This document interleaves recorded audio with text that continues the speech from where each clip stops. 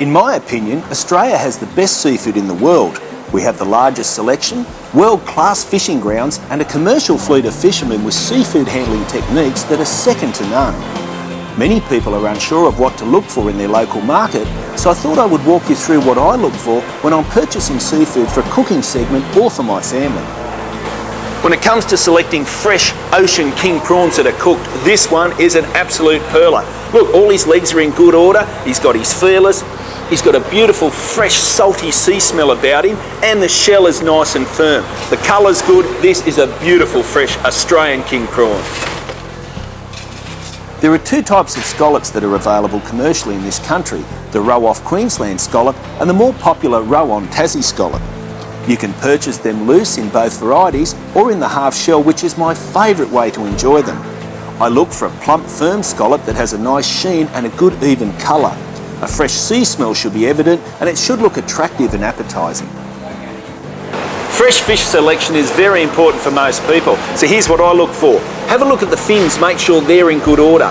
Make sure that the flesh is nice and smooth, and look at the beautiful colours on that fish. You know it's fresh, but where you can really tell is the eyes. They're the windows to the soul. If they're nice and clear and not sunken or opaque, you'll know this fish is fresh.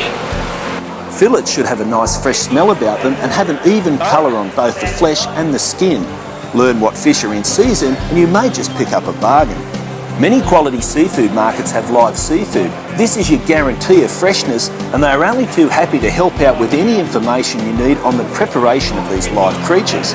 In fact, you should always use the knowledge of the people in your local market, as they are trained professionals and only too happy to pass on some helpful advice. Many people are very scared about purchasing oysters, and rightly so. They can be a little bit tricky, but if you stick to the tips that I give you, you can't go wrong. Here we have two types of Australian oyster, the Sydney Rock and our Tasmanian Pacific oyster, both very, very good oysters. I lean towards the Sydney Rock for flavour, particularly if you're going to eat them natural, and these are fantastic if you're going to top them and grill them. Now, both of these are very good. Now, what I look for in an oyster is a nice, firm, plump oyster, sitting centrally in the shell, a really good sea smell, and no offensive odour whatsoever.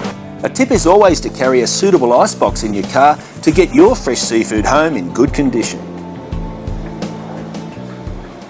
The big question for everyone is, what are these? If you answered lobster, I'm sorry, you're wrong. They're West Australian crayfish. Now, we don't have lobster in Australia. They're more popular in the United States, and they have big claws just like a mud crab, where these guys don't. Now, I purchased these live from the seafood market, packed them in ice overnight, which puts them to sleep, and that's the humane way of dealing with them. Now, I'll show you how to prepare them for the barbie.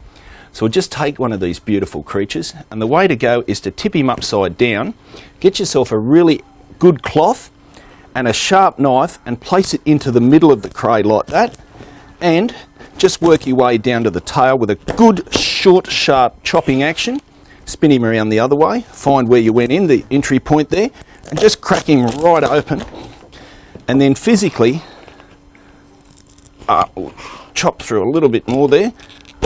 That's where you need that good chop, and then we'll just open him up.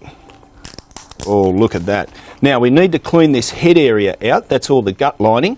And once you've done that, you'll be ready for the barbecue. Now, our cray's cleaned up nicely, and because they're very delicate in flavour, we have to cook them in a very delicate manner. So I'm simply just going to grind a little bit of cracked black pepper over the flesh, as much as you desire.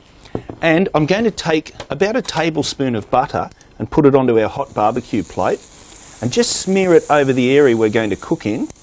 And then we're just going to place the crayfish flesh side down into that butter and seal him off for about 2 minutes.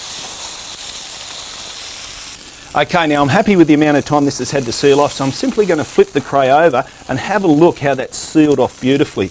Now, these need a lot of moisture so they don't dry out. So what I'm actually going to do is I'm going to steam it in its own juices. A good splash of Australian wine, and get plenty of steam happening, and then we're going to place a lid over it and just let that steam away in its own juices for a few more minutes. Now, while that's happening, I'm going to get a delicious sauce to accompany our cray, and that's simply about a tablespoon of butter, and we're just going to melt that down.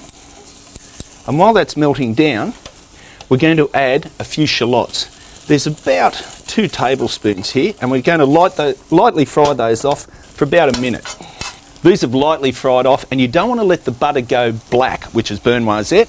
Actually, this is absolutely perfect. So what we're going to do is we're going to set fire to them, flambe, which is going to take all those rich pan juices off, and this can be quite dangerous, so make sure you keep your thumb over the bottle, take it off the pan, and then up she goes. Oh, I love that.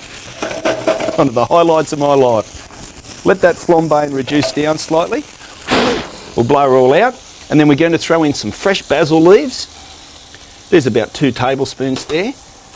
And some lime segments. And we're just going to let that reduce down for about another 30 seconds, and that will be our sauce to go over our cray.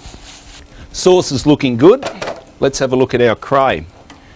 Now, depending on the heat of your barbecue and the size of your cray will depend on how long these takes to cook. Now you can see where it's turned from opaque to white there. This one's done, and you do not want to overcook a crayfish because they are so delicate in flavour.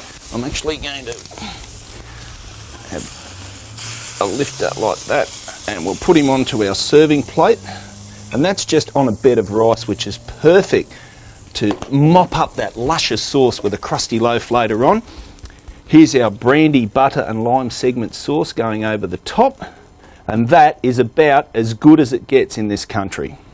That is an absolutely wonderful seafood dish and something you can create quickly and easily at home. Our wine selection with this beautiful cray is a wonderful Yarra Valley Chardonnay.